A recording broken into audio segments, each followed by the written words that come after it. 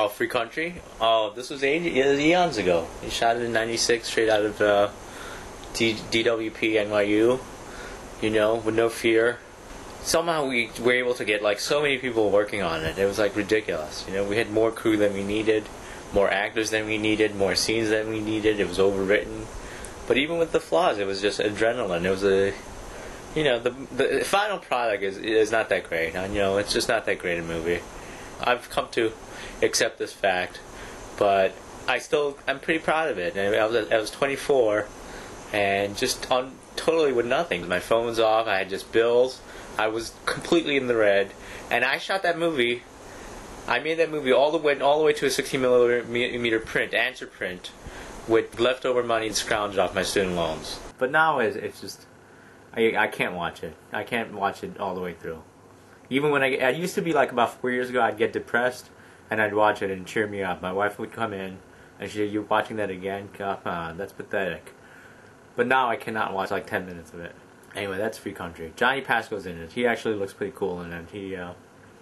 Johnny's been in a lot of my movies, you know, and I'm shooting him now, and he thinks it's a little weird, but actually I've shot Johnny Pasco a lot. You've shot me more than anyone. Yeah, in a lot of movies, you know. When we were at NYU, we were pretty notorious. I mean, maybe it was just self-aggrandizement, but we were pretty notorious. We were like the golden children of the department, making all these wacky movies and stuff like us.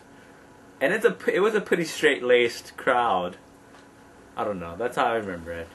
I remember talking to everyone saying the schools they came from, and they're like, "Oh, on the first day, what, Princeton, and you know, all these fancy schools." That I say when I go up, like Southwest Texas State University, and you know, you're a fucking Swarthmore boy. Which you have to be smart. You know, you could fake it. I mean, I didn't fake it as an undergrad, but you can't at Swarthmore, man. It's like where people go to actually learn shit. You know? Let me ask you something. Do you feel that we could have gone that Disney route? You know how Disney came into NYU and they here come work for Disney, and like you can work for them, but like everything you write there, they get to keep everything, and it's, I mean, you work for Disney, you're working.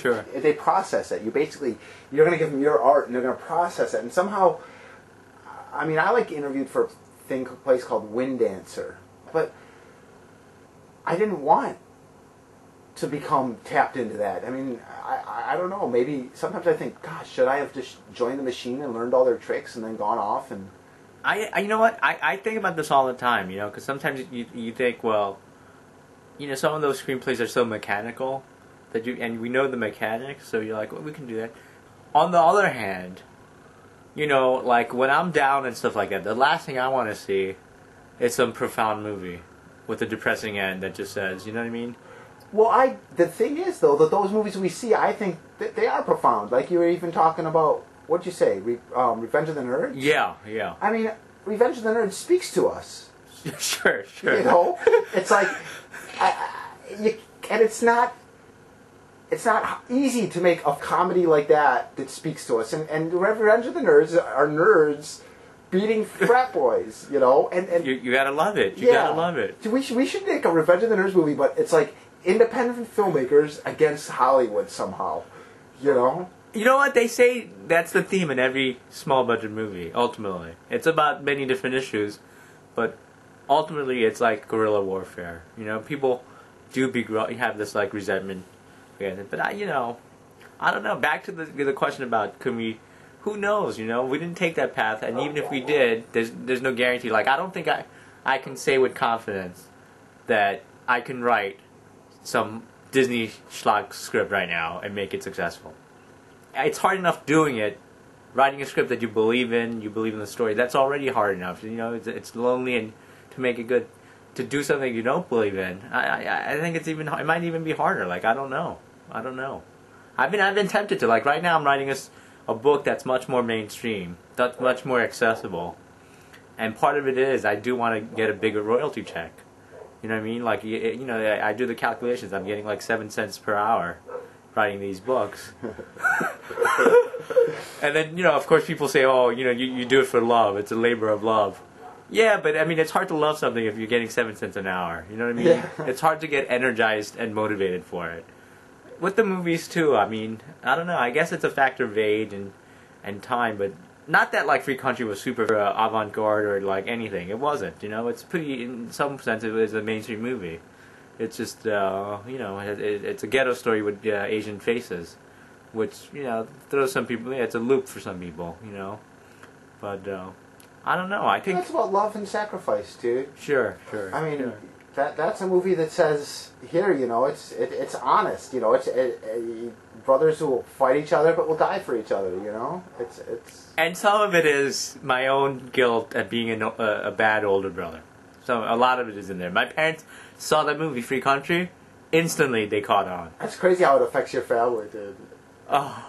Having your family, I don't know. My mom read one of my screenplays before she died, and I don't know. It was. She was a reader, and I don't know. It was weird having my mom read my screenplay. It was like having your mom catch you jack off or something. It was invasive. No, they do say, Johnny, that boys who become writers, usually it's because their mother wanted them to be writers. Mother was a frustrated writer or had dreams of some romantic vision of writing as a career. And the mother has a big influence on their sons. I know, yeah. My mom was a reader, and yeah, she did write. In fact, I found letters since. I found this one letter she wrote, trying to ask, getting her grudges out because she didn't get a raise she thought she deserved. And my mom was she was a single working mom for a while, and then a married working. I remember talking to her one time, and I was like.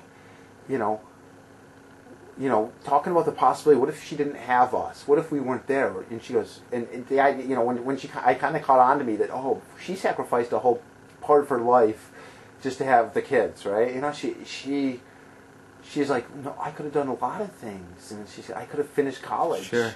She left college to be with my dad and whatever, and from then on she's just a mother, and then they divorce, and she's a single mother, and she remarries, and. She's a wife and a mother. She's a wife and a mother.